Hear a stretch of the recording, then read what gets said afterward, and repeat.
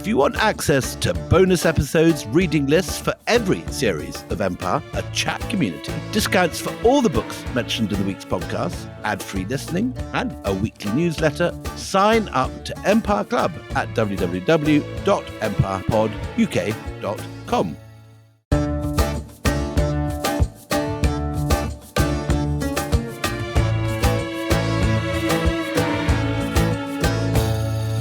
Hello and welcome to Empire with me, Anita Anand. And me, William Dalrymple. And we continue our series on Gaza. With this episode, we're going to be talking about the Christian conquests of the Crusades in the 11th and 12th centuries. And our very special guest is Jonathan Phillips, Professor of Crusading History at Royal Holloway College, University of London. He is the author of the magnificent The Life and Legend of the Sultan Saladin. Welcome to Empire. We're so happy to have you. Thank you. Thank you very much for asking me. Now, there's something with the Crusades, and I can attest to this, where people think they know all about it because it is covered at school. I mean, I can't tell you, last year, I made a shield for a then 9-year-old. Yeah, I don't know how that helped him imbibe the entire history of the region, but hot glue was involved. So I feel like I'm sort of part of this story now, Jonathan. You're rather good at that kind of thing, aren't you? You're very good at sort of making. I've seen your house full of sort of top flight shields and sort of industrial revolution factories and all sorts of stuff. We're big believers in, well, I mean, I am. People quite like doing it with them. I think they've lost interest, but I'm thrilled when they have a make and do project. I also studied Crusades at school, and I remember it was the thing that first directed me to the Middle East. And in fact, I walked when I was 20 in the footsteps of the First Crusade, followed the route of Robert Curthose, through France, down Italy, into Greece, and through Turkey, down through Syria. It was the most wonderful trip. Yeah, but I did hot glue. So what are you trying to prove here? I mean, what I really want to know is from Jonathan Phillips. What was it that first piqued your interest, Jonathan? My maternal grandfather actually was a cartographer, and he was in the Middle East during the war. He used to be walking the countryside, Mount Hermon, mapping it. Like Lawrence of Arabia in the First World War. Well, being round the campfire with the Bedouin and how kind they were to him, looking after him as he walked the hillsides. And that really struck a chord with me. It remained in my head as this probably very romantic view of the region. I had exactly the same, in fact, Jonathan. I remember when I arrived in Syria, on my first trip to Syria, walking the route of the Crusades. I think I was there for 3 weeks, and I spent 2 nights only in a hotel. Every other night, people took me in. Just a pre-modern world, which makes me all the more guilty when you think of how badly the Syrians have been treated as they travel through the West. I also read a great children's novel called Night Crusader by Ronald Welch, very much of its time. Yes, absolutely, yes. Totally. I could recount the whole thing to you now, which I'm sure you don't want to hear, but that again really was vivid in bringing out or suggesting to me what the place was going to look like. Well, look, let's go from the inspiration to where we are in this storyline, because in our previous episode, we were talking about Islam in Gaza. So the Arab Muslims had conquered Gaza, the surrounding area, in the year 638, and they'd taken over control from the Christian Byzantines who'd ruled over it. They'd built the Dome of the Rock and the Al-Aqsa Mosque in nearby Jerusalem, both sites of pilgrimage for Muslims. And as Peter Saris was telling us in the last episode, this was not a massive revolution that some might imagine, because Palestinians remain majority Christian for at least 600 years. There wasn't that kind of wholesale transfer of population that you sometimes see when a new power imposes its control over a region. But there certainly was a military elite that was present. And we talked about the Umayyads, the first great dynasty of Islam, ruling that rapidly expanding empire that goes all the way from the Indus to Spain. And then we talked about the Abbasids, who replaced them, running their empire from Baghdad. And so, Jonathan, bring us up to speed. What's going on in Palestine just before the eruption of the Crusades? Who's in charge? And give us dates, if you would, so we know where on the timeline we've travelled to. Yeah, the first Crusade is launched in 1095, so just 3 decades after. 1066, the Norman conquest of England, which is the obvious kind of thing for people to kind of base their ideas around. But the late 1090s in the region, in the Muslim Levant, is a time of great turmoil. In the decades before, you've had strong, powerful rulers in Seljuk Turkey, the Seljuk empires, These were Turkic steppe people who came in from Central Asia and have established a real power base across the region. You've also got the Fatimid Empire in Egypt.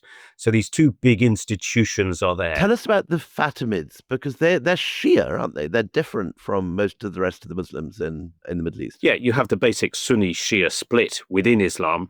And within Egypt in the 9th, 10th centuries, this Shiite group, this dynasty, the Fatimids, named after Fatima, the Prophet's daughter, set themselves up and become a very wealthy, powerful institution through the 10th and into the 11th centuries. But just before the First Crusade turns up, there's a poet gives this lovely line: 1093 is the year of the death of caliphs and commanders. That's very nice. It's a great line. Powerful Seljuk rulers, and they all die in the same year or two. So you've had powerful leadership, and then suddenly it all breaks down. And when you've had people in power for a long time, there's often quite a lot of turmoil afterwards. And the Crusaders are very fortunate. It's not deliberate, but it's just their good luck that they turn up at a time when the Muslim Near East is very divided. Jonathan, tell us a little about Pope Urban II, who launches the First Crusade, because this is an extraordinary movement for gathering troops from all over Europe, every class of people, from the great noblemen and the kings down to ordinary peasants with their staffs, all kind of heading off. It sounds incredibly improbable. What inspired him to call it, and how did he pull it off? It is improbable. Actually, kings are the only people who don't go, strangely. Princes, Robert Curthose. They do, yeah, princes. But not kings. Don't argue with our expert. Back up, Dalrymple. Right. As you were, Jonathan. I'm not going to be invited back, am I? The point is that the church in Western Europe is undergoing a sort of a reformation, papal reform movement, we call it, trying to purify itself. But also the importance of Jerusalem is something that's a great part of religious life at the time. And there's a sense also of Christianity pushing back against Muslims in Spain and in Sicily. There's an appeal from the Greeks, which also is part of this. It's an effort to recover Christendom's most holy place. And I think that is the drive. The Pope wants to show leadership. He really wants to establish himself as the leader of the flock. And this is coming at a time when Europe is sort of growing and stronger. The economy is beginning to get going, and merchant fleets in the Italian city-states and this sort of thing. It's a good moment to plan a big military expedition. Yeah, it's just on the cusp of this kind of thing. I mean, Europe is still, the great kingdoms haven't really emerged yet. It's very sort of localized in many respects. And yes, the First Crusade is an extraordinary idea. The idea of gathering knights and nobles and taking back Jerusalem, thousands of miles away. So that's what's going on Pope Urban's side. But what is it that he is peddling to get all these people to down tools, step out of their real lives, and sign up for this battle for his God? That's a really interesting question. I mean, you're asking people to go 2,500 miles, leave your home, your family, your loved ones, going absolutely into the unknown in most cases. It's got to be pretty powerful. What's drawing you there? It's a mixture of things. I mean, nobody ever does anything for one single reason. And he is offering them a spiritual reward. Medieval people are terrified of what the consequences of sin. You, as a knight and noble, you've been sinning your whole life. Greed, envy, lust, killing. And Urban II says, well, if you reclaim Jerusalem for Christendom, I will give you a remission of all your sins, a sort of get out of hell free card. If you complete this pilgrimage, which it is, of course, to the ultimate place of pilgrimage, Christ's tomb, you will merit a spiritual reward. And this is one of the things that draws people to this, the idea that they will escape the torments of hell. There's that sort of carrot. But I mean, is there also sort of propaganda about what is happening to pilgrims who have tried to go before? Because the kind of picture that Peter Saris painted was, that you had a transfer of power, but religions rocked along together, even so. And he told us about, majority Christian areas as well. And I know we're sort of focused in this series about Gaza, but let's look at Jerusalem and these places, which is the Holy Land, which is the place that is important to Jews, Muslims, and Christians. What is he saying to people about any Christian who wants to go and make a pilgrimage before he feels the need to go in with an army? It's a push and a pull thing. They are also very much peddling what we would simply call propaganda. He's saying the Muslims are killing Christians, they're killing pilgrims, they're torturing them, they're tying them to posts and pulling their stomachs out. There is an awful lot of propaganda, as in any war. You demonize your enemy. And there's a lot of that going on. And how much truth is there in it, Jonathan? Is there these kind of horrors happening? Very little truth to it. It is simply a way of motivating people to want to be aggressive towards others. It's a way of driving them towards the Holy Land and recovering Jerusalem. I'm always sort of struck by Crusaders come from all across Western Europe. If you come from say, Flanders or Northern Europe, you won't have met a Muslim. That's simply going to be beyond your experience. But people from the trading cities like sort of Genoa and Pisa and things like that, they've got bases in Egypt and Jaffa. They're going to be much more familiar with Muslims and traders. So that kind of contradiction and complexity is part of the picture. And what's also sort of quite interesting is that Urban gets very graphic and sort of revels in the descriptions of disembowelments and, the way in which entrails are dragged out of people. I mean, that's part of the shtick, isn't it? I mean, yes, as I said, this is propaganda. Some of it's obviously written with the benefit of hindsight. We don't have his sort of speech from the Council of Clermont, but we do have letters that he wrote in which he's encouraging people to recover Christ's city. There's also other reasons why people go on the crusade. Nobles and knights want honor and prestige. They want to be the great man who gets over the walls first. People want some economic advantage, perhaps. The idea of the landless younger sons, that's one of the great cliches of the Crusades. It's all these landless younger sons looking for adventure and things like that. Doesn't really work, not least because fathers, uncles, brothers all go. It's not just landless younger sons, but also most people come home. That's the obvious turnaround. About 90% of the Crusaders, once they've got Jerusalem back, assuming they haven't died along the way, will just go, we'd like to get home to our homes and families and loved ones. So it's a tiny proportion who want to settle and stay. But they do found what we then call the Crusader states. So, Jonathan, just very quickly, they leave Western Europe, they trudge across the Balkans, they're ferried past Constantinople, they fight battles in Anatolia, and finally they get to Jerusalem and they actually take it.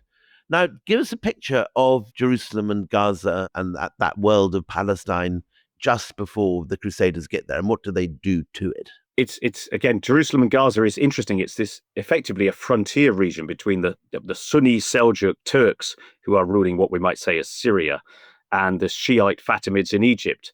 And control of Jerusalem itself changes 2 or 3 times in the months before the crusade turns up. So it really is, if you're a sort of farmer in the field, you end up having 3 different rulers in the space of about 16 months. It's that level of turmoil and frontier society. And of course, when armies go through regions, they cause chaos. Tell us about that farmer in the field.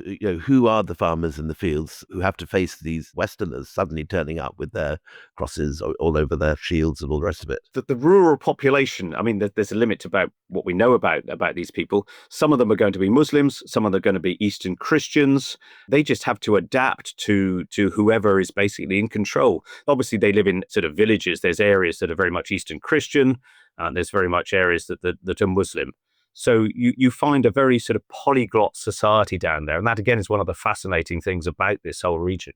So after the First Crusade, which starts in 1095 and gets to Jerusalem, I think, 1099, you have the foundation of something called the Latin Kingdom of Jerusalem. And this is this expat state. Suddenly you've got all these guys who start off in Western Europe ruling. It's Europe's first sort of medieval colony. As Jonathan said, a lot of the guys go back to France and to England and to Flanders, but a small minority stay on. There's a whole succession of different crusades and the whole succession of different rulers of the kingdom. And we're going to focus in on the period just before and leading up to the Third Crusade, which is one of the most famous ones when you've got these very sort of celebrated characters like Richard the Lionheart and Saladin, who Jonathan's written his book about. So tell us about King Baldwin III, and where does he come into the story? Baldwin III, at the time of the Crusader, the Frankish capture of Gaza, is a young man. He's about 19 years old, and he's co-ruler with his mother, Queen Melisande. He came to the throne as a youth, and she is his regent. But interestingly, she rather enjoys being ruler. She's very good at it, and so she maintains control. Anita's smiling beatifically at this moment, I can see. Melisande is an incredibly interesting, powerful figure who's already effectively shaken off a challenge to her authority from her late husband. And she's good at ruling. But Baldwin, as a young man, 19, wants to begin to assert himself. The Second Crusade, a major expedition from Western Europe, came over in 1148, was a complete failure. So there's a need to try and reset and boost morale a bit. So in 1149, he decides that Gaza is somewhere that he'd like to capture. Which brings us to the Knights Templar, who again very much appeared in your children's book and my children's telly program, and more recently are sort of Dan Brown fodder with the sort of secrets of the Templars and all the rest of it. Give us a portrait of who these guys actually are. The Knights Templar are a religious group. They're warrior monks. They are sworn to fight Islam, but they live in an institution. They take the vows of poverty, chastity, and obedience. They are absolutely that blend of warrior and monk. They're a very popular idea. They're very wealthy, but also in a sense, they're a standing army. Those sort of things don't exist in medieval times. These guys live in barracks, they train, they've got a lot of resource. So if you want to give somewhere that is a difficult frontier region, i.e. Gaza, give a castle to a group that's appropriate, they're the people you'd pick. And just to join dots here, if you've ever been through London, Temple Station, you might have stopped on the District line, is named because of the Knights Templar. Well, even the Temple Church is very much the example of that in London. That's a round building that was consecrated in 1185, was their headquarters in London, and is meant to replicate the Holy Sepulchre.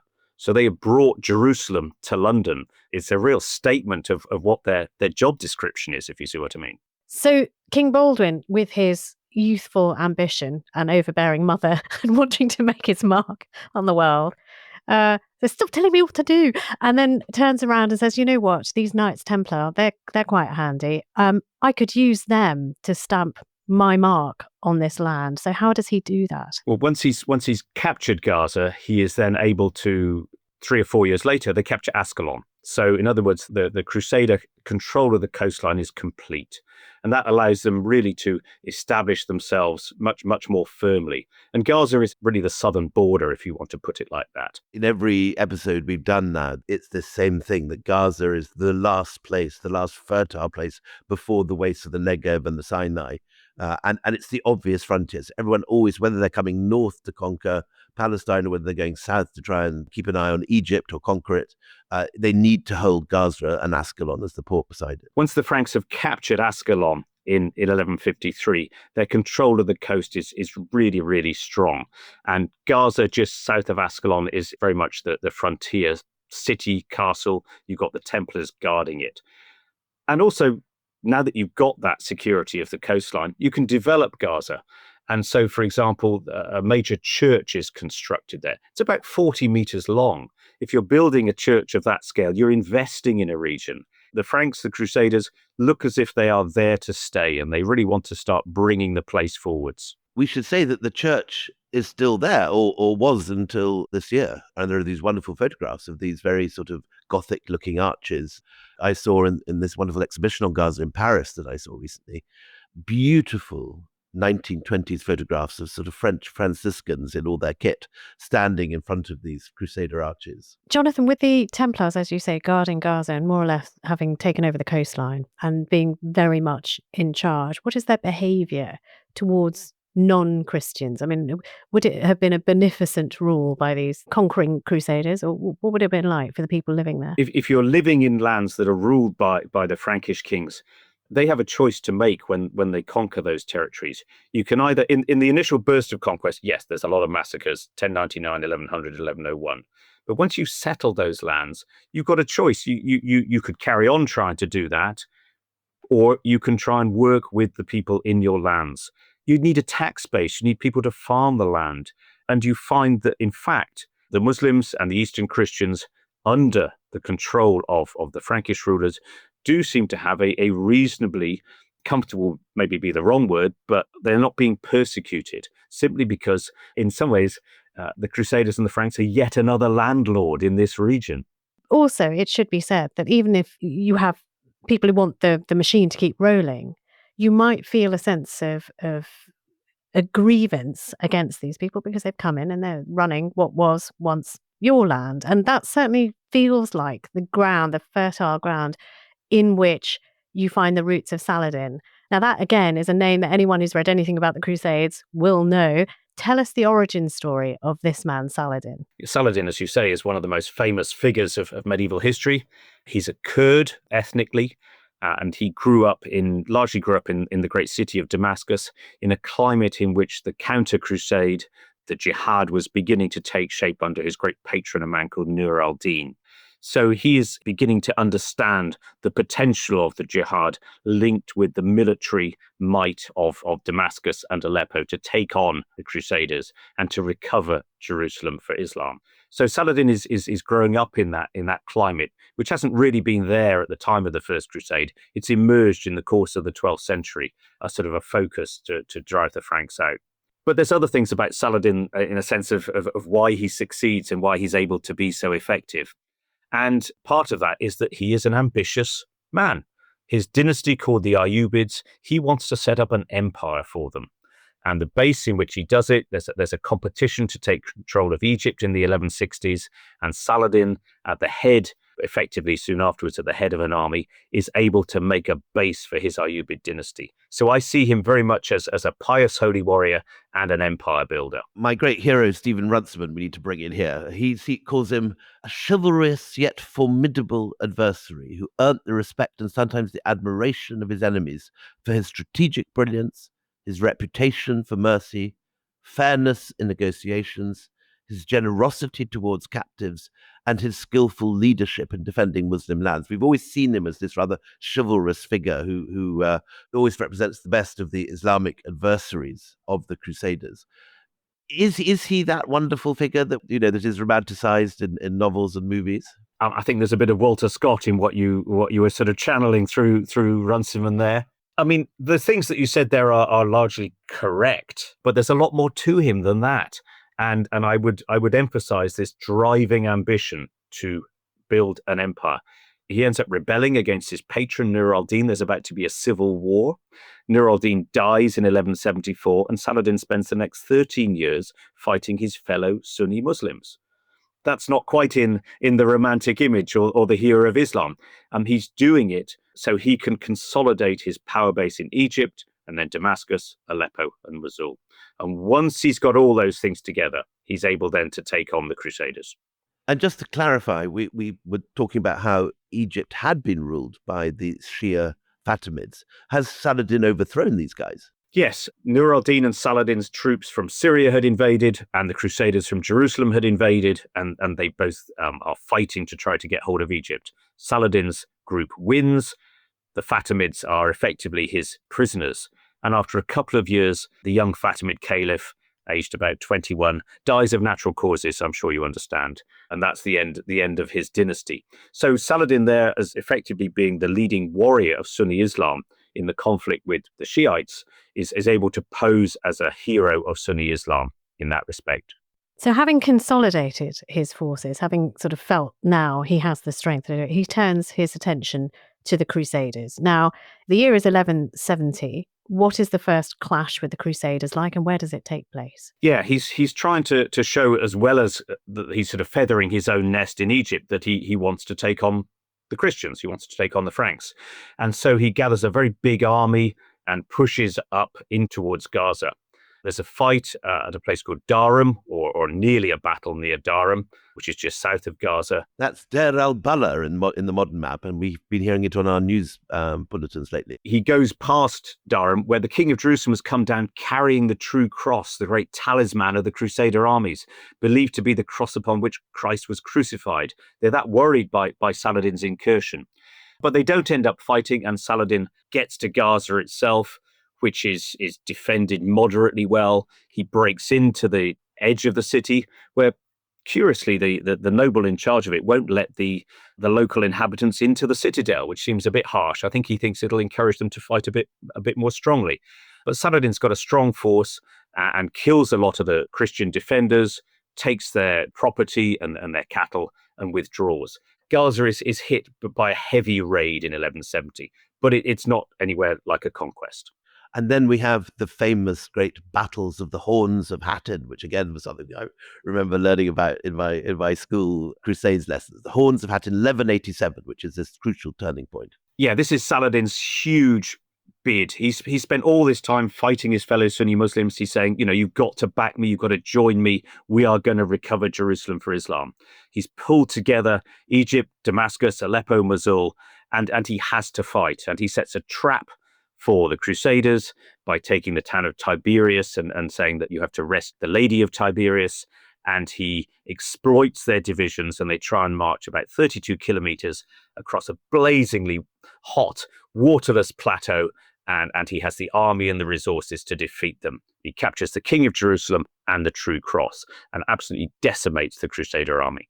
And I remember this image of at the Horns of Hattin, when it's blazing hot day, the Crusaders have no water, they're on the top of the hill, he's surrounded them, they're thirsty, he starts bushfires. Is that all true? Yeah, I mean, he's got so much water, his men can pour out buckets of water in front of the Crusaders just to show that we've got it and you haven't. That's a proper mind game, that one, isn't it? It is. And also music and drumming and trumpets, it's all part of creating the pressure on your opponents. And that, I mean, the reverberations from that, the drums and the music, they will inevitably reach the places that have sent their sons to fight in Crusades previously. And they also then sort of carry Richard the Lionheart. Now, we can bring Richard the Lionheart in here because that terror of Saladin taking the Holy Lands is really what becomes this wave that lifts Richard, the King of England, up to a new height. Tell us a little bit about that. Yeah, I mean, after the Battle of Hattin, Jerusalem is open to Saladin, and a couple of months later, he recovers it for Islam, and he's able to tell everybody, well, you thought I was doing this for myself? No, I've got God's judgment on this. I have recovered the holy city. So he's very good. One of Saladin's great secrets is propaganda. He's brilliant at churning out propaganda. And so he obviously exploits this. But the Pope in Europe has a heart attack when he hears of this. He's driven an absolute sort of stake through the heart of Christendom. And the response inevitably will be immense. And it's the Third Crusade where the great rulers of England, France, Germany, all the nobles come out to try to recover Jerusalem. Can you just tell us what was he like, Richard the Lionheart? Because never has a man been so variously portrayed. I mean, just who was he? Who was this guy? He's the son of Henry II of England and Eleanor of Aquitaine. He's a complex character. He's incredibly thin-skinned. I think he's brutal. He's vain. He's also a very cautious strategist. He's also somebody who is a good diplomat. He's a very contradictory character in many respects. I mean, he is a great warrior. If you get near him in battle, you're going to be in deep, deep trouble. He's totally lethal. But he doesn't fight battles for the hell of it. He does it when he's pushed into battles. He's good at logistics and things like that. There's more to him than a sort of great big thug with a double-handed sword. My great Stephen Runciman, who I learned all my crusading history from, he calls him a bad son, a bad husband, and a bad king, but a gallant and splendid soldier. Again, a bit of Walter Scotty sort of. Yeah, very much. I'm not sure Richard is gallant. He is very, very pragmatic. He's very brutal at times. He massacres people, doesn't he, in hideous moments in Acre. The great sort of set piece of the Third Crusade is the Siege of Acre, which is a city, now Akko, in northern Israel. And it's been going on for years. Saladin's been trying to break this siege. Richard turns up, and he is an incredibly effective warrior. And within a few weeks, it's broken. And he has 2,500 Muslim prisoners. Saladin is basically mucking him around about paying the ransom and trying to sort of spin the time out. And Richard massacres them. A straight down the line war crime that horrifies everybody at the time. And is something I think sort of still remembered today. But that is the very harsh, pragmatic side of Richard the Lionheart. Well, I mean, that kind of massacre is going to, again, cause terror in the region. And it is also sort of giving Richard the kind of swagger where he can take whatever he wants. He turns his attention in 1191 to Gaza. Now, it is a fortified city. I mean, Saladin has taken it, but he's refortified this place. How vulnerable is it at the time when Richard puts it in his sights? What Richard is doing, he's looking to march down the coast and then go inland to Jerusalem. And Saladin is worried as to what Richard's next move is going to be. And so he doesn't really want him to consolidate the coastline. Saladin's really, really torn about this. Ascalon and Gaza have to be dismantled and destroyed. And that really is something painful to him to break these places down. You might say, to his credit, he goes there himself in person to oversee this.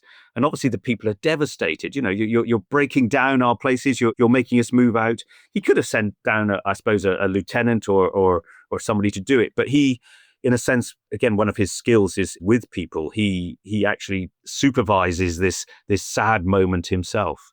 And do we get any actual meeting between Saladin and Richard the Lionheart? They're these two sort of archetypal figures, the ultimate crusader and the ultimate anti-crusader. And again, in the kind of Walter Scott version of things, they're both these very chivalrous figures. But they never actually meet, do they? No, sadly not. I mean, much to the upset of television producers and dramatists everywhere.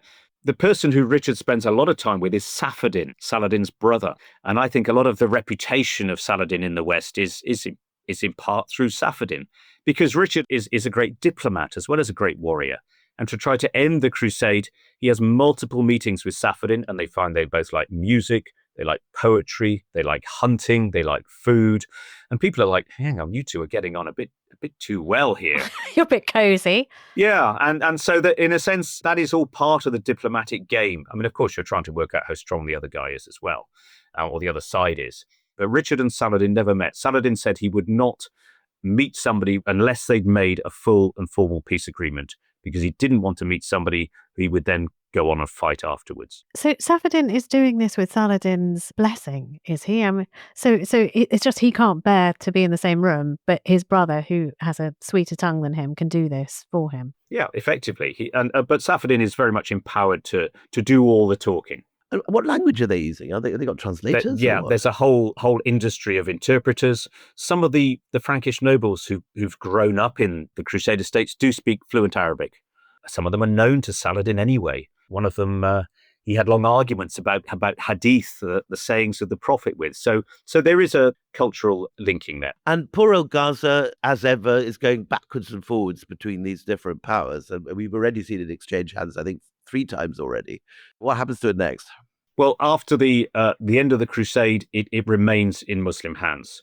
And it remains in the hands of the Ayyubids, Saladin's dynasty. And then, I suppose, relatively, you've got a few decades of peace. Saladin appoints an administrator. The Christian church is changed into a mosque. It becomes the Great Mosque. The population will probably start changing a little bit. And the start of the 13th century is a more peaceful phase. But then when you get to the 1240s, 1250s, 1260s, it becomes a war zone again. This idea of being the frontier region really, really kicks in. Let's take a break there. Join us after the break, where after just having a pocket of peace, Gaza is once again plunged into war. Your earbud fell in a coffee cup. You need a taco pick-me-up. When modern life gets rough, grab the timeless taste you love. Paso, the old El Paso.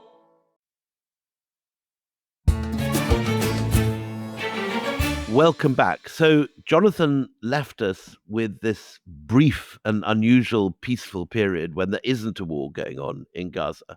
But by the 1250s, the Ayyubid Sultanate, founded by Saladin, is overthrown by a new group. And these are very important guys who we're going to hear a lot more of in this half. This is the Mamluks, liberated slaves, often of Central Asian origin, often raising the flag of jihad against the last bastions of the Crusaders. And particularly, there's this character, Sultan Baybars, so ugly that allegedly one owner sent him back for his ugliness to the slave market. Tell us about all this lot, Jonathan. The idea of Mamluks, slave soldiers, has been around for a couple of centuries by this time. They're mainly Kipchak Turks from around sort of southern Russia, the Black Sea, the Caspian Sea, and they're captured and they're brought and they're used as warriors. They're trained. In a sense, their loyalty becomes to their unit. They're often converted to Islam if they're not Muslims, and they become really good soldiers. You know, they're great warriors. They're good horsemen. They're good horse archers. They're good siege engineers. So as a sort of a tier of warriors, they're quite effective. There's one particular group of them, a regiment that the Ayyubids generate called the Bahariya. They have a barracks on the River Nile, and they become, if you like, an elite. And it's out of that elite, when Saladin's dynasty, the Ayyubids, start to fail, that the Bahariya emerge and start to take over control of Egypt. And as you say, the most prominent or the most famous amongst these is the formidable, deceitful, brutal Sultan Baybars. You said they raised the flag of jihad. Is that because they're critical of Saladin's family for not being Muslim enough? I mean, what is their reason to turn on a fellow Muslim who has been in charge? I'm not sure they're turning on him for his religiosity. This is just simply a battle. Saladin's dynasty has sort of started fighting amongst itself and has really kind of run out of steam. And they just see an opportunity to take power for themselves. And they squabble amongst themselves for a bit, but really we now then sort of start thinking of them as a dynasty from really the reign of Baybars. So it's the 1260s now, and just when Palestine might be thinking that it's in for a bit of peace and quiet, having got rid of the Crusaders, a new bunch turn up, who are, of course, the Mongols. And as we know, the Mongols managed to smash their way through China, through Persia. They burn Baghdad. They create havoc and chaos. And then, incredibly unexpectedly, it is the Mamluks who defeat them. Tell us about the Battle of Ain Jalut. Yeah, the Mongols have, over the previous decades, created the biggest land empire in the history of the world. And Syria is next on the stop. As you say, 1258, they took Baghdad, moving into northern Syria, and Egypt is there. They send out envoys to the Egyptians saying, there's a divine mandate here. The world is ours. If you say no, you are rebelling against God, and if you do that, there's going to be trouble. And the Mamluks are just trying to establish themselves, and well, they could submit, I suppose, but they take a very brave all or nothing approach, and they murder the Mongol envoys, which is pretty well putting your cards on the table there. It's a diplomatic message, isn't it, really? If you cut envoys in half, it is sending a particular message out. That really then obviously is provoking a battle with the Mongols. They're quite fortunate. The great Mongol leader Hulagu has had to go back to Mongolia to help select a new Khan. And the general Kit Buka is left there. And so the Mamluks advance out past Gaza, which the Mongols briefly seem to have been certainly in control of at one point in 1260. So yet another rule, but really only a matter of weeks. They're very much sort of in the environ. And then there is a battle in 1260 in southern Galilee between the Mamluks and the Mongols. They're both quite similar in a sense of the form of their armies. They're horse archers, so they're quite sort of evenly matched. But the Mamluks triumph. And ethnically not completely different. They're both sort of Central Asian people who are good with the bow and that kind of stuff. And yeah. But with all of this going on, this violence in a pretty short period of time, again, focusing on Gaza, which we've talked about in previous episodes in this series, had a very proud mercantile trade place in the world. It was incredibly wealthy. But with this much violence going on for this amount of time, what is it left with, and what is it left like? I think particularly, say, the 1240s to the early 1260s, there's just armies passing by or located there for weeks on end. These Mongol armies or some of the Mamluk armies are very, very big. You've got tens of thousands of horses around the place. The land is going to be, I think, worked pretty hard. Because they have to feed them. So, I mean, they're basically sort of garrisoned there. So you've got horses, horse manure, soldiers, that feeling of kind of being quite oppressed, and then having to work the land till it sort of dies under your feet, because you've got to feed them all. You've got to feed all. They're going to feed themselves. Yeah, they're going to take it from you. So I do sort of see it as being an incredibly difficult time, 1240s to 1260s. But with the victory at Ain Jalut, the Mamluks are, first of all, the Mongols have barely ever been defeated before, and this gives them a legitimacy. And Baybars builds on that, pushes them north, and this begins to create some stability for Gaza.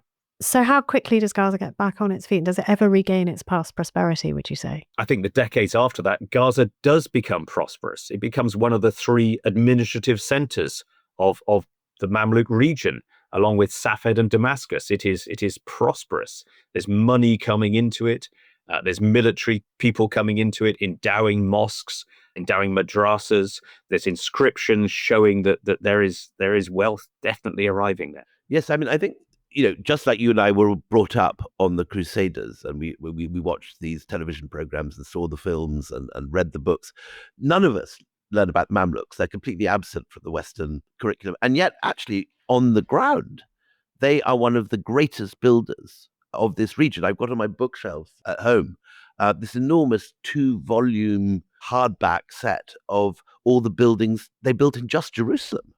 And it's 2 vast volumes with the whole sort of photo spread of about sort of 70 pages of these fountains and mosques and caravanserais and Sufi shrines. And the same sort of thing happens on a slightly less of a huge scale, but the same sort of thing happens in Gaza, doesn't it? You get the great mosque built in 1260. You get all sorts of stuff turning up at this period. Yes, it becomes a much more Islamic city. There are more Islamic religious buildings. You've got to imagine certainly a population increase as well. I mean, peace and not being a war zone is going to encourage people to arrive there. You've got Gaza no longer as the frontier region.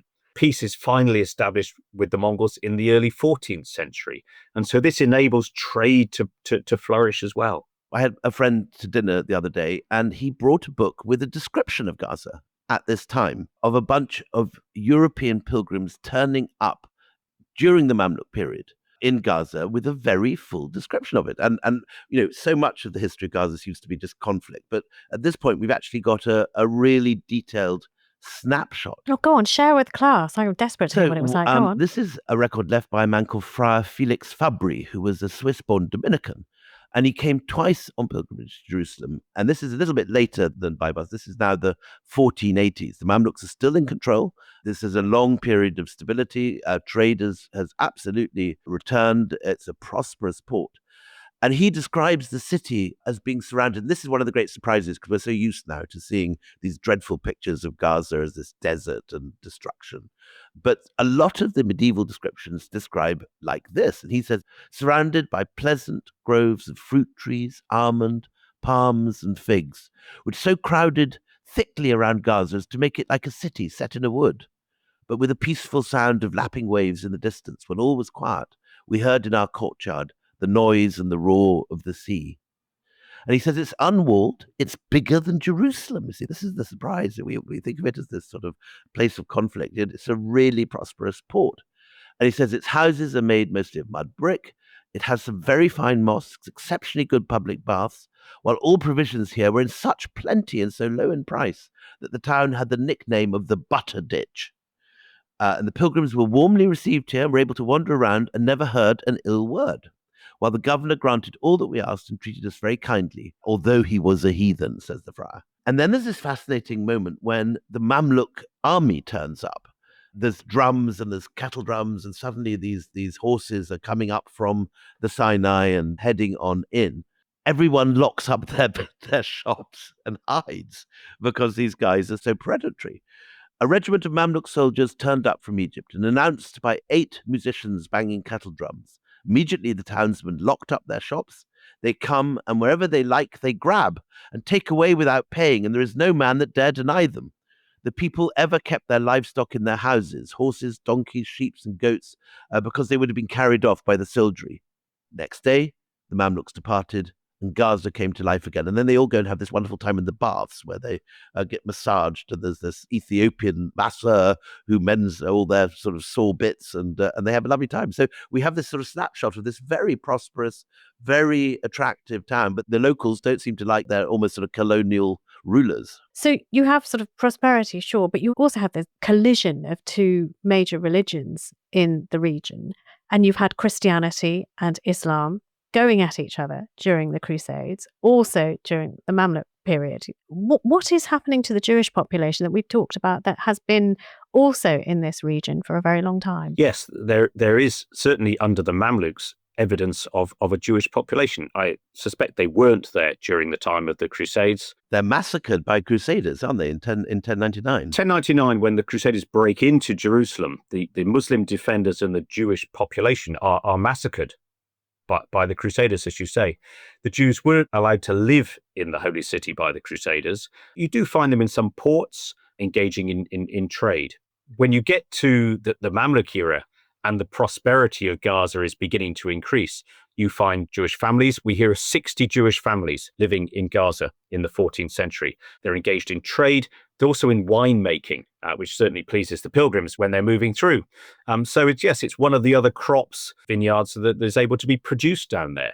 So again, this seems to be all part of the seeming prosperity of Gaza. And Sufis, there's a big Sufi brotherhood. Tell us about them, the Islamic mystic brotherhood. Under the Mamluks, there is certainly a Muslim majority in the city of Gaza. And one indication, I suppose, of the level of religiosity, the level of Islamization that's coming on, as well as all the mosques that are being built, the presence of Sufi lodges, Sufi mystics, who are an important part of the Islamic faith, are being established there by some important religious thinkers.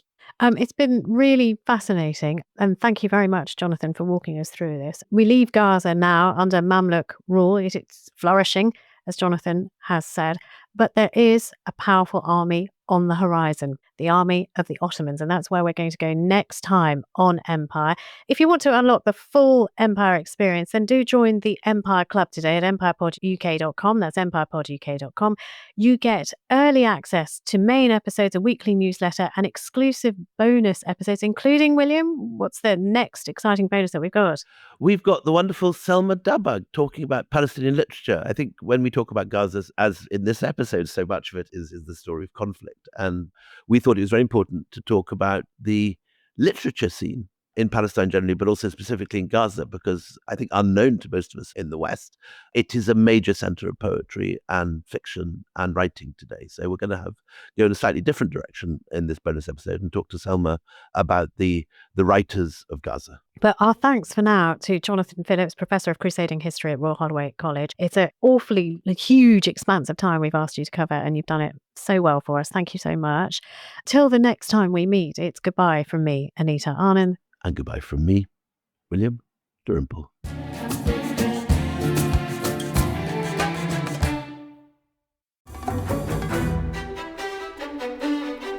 Hey, it's Anthony Scaramucci, and I want to tell you about my podcast, Open Book, which just joined the Goalhanger Network, which we're all very proud of. In my latest episode, I interviewed Goalhanger's very own James Holland. We spoke about World War II and what World War II teaches us about today. Here's a clip. Prime Minister Winston Churchill? Well, I think he was a great man. I think he was a man of vision. He was a man of enormous geopolitical understanding. And he was a man who offered possibilities. When you're in a life and death struggle, you need people that can persuade you. You need people that can bind you. You need men of vision, of charisma. That's the problem at the moment, is we haven't got those guys. I mean, he's flawed, of course. All the great men are. But thank goodness for the developed world and the democratic world that he was political leader of Great Britain in 1940 and throughout the whole of World War II. He literally, in so many different ways, man of the century, I think, because Roosevelt was a charmer. Roosevelt was a great strategist. He pulled the Americans through the Depression and helped to manage the war. But without Churchill holding ground in May and June of 1940, it would have been a much darker, much worse world. There would have been not a lot that the Americans could have done without Churchill's steadfastness and his inspiration to his fellow citizens. If you want to hear the full episode, just search Open Book wherever you get your podcasts. You are not luminous, Watson, but you are a conductor of light. Here they are. Dr. Mortimer, I presume. Yes, hi. John, Dr. John Watson. Who is your client? He was my client, Sir Charles Baskerville. Keep reading. A local shepherd noted, I saw first that of the maid. Hugo Baskerville passed me thence on his black mare, and there behind him, running mute upon his track, such a hound of hell that God forbid should ever be at my heels. I wish I felt better in my mind about it. It's an ugly business, Watson. An ugly, dangerous business. And the more I see of it, the less I like it. I shall be very glad to have you back safe and sound in Baker Street once more.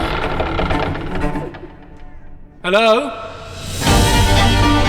Goalhanger presents. You're not Sherlock Holmes. I'm Henry Baskerville. From one of the biggest audio dramas of all time. Does it bother you? Like in a creepy kind of way? Like in, there's an evil giant hound that likes the taste of Baskervilles kind of way? The seminal Gothic novel by Arthur Conan Doyle. They're watching. Who are watching? It's not safe. Rimpenmire. I could just make out its pitch black form. Welcome to deepest. Everything a hellish void. Darkest. For this piercing yellow glow of eyes. Dartmoor. What do you want? Of giant fangs. No. Sherlock & Co. The Hound of the Baskervilles. Listen now. 5 stars, says the I paper. Hugely popular, says The Guardian. A successful reinvention of Holmes for a younger generation, says The Times. Search Sherlock & Co. wherever you get your podcasts.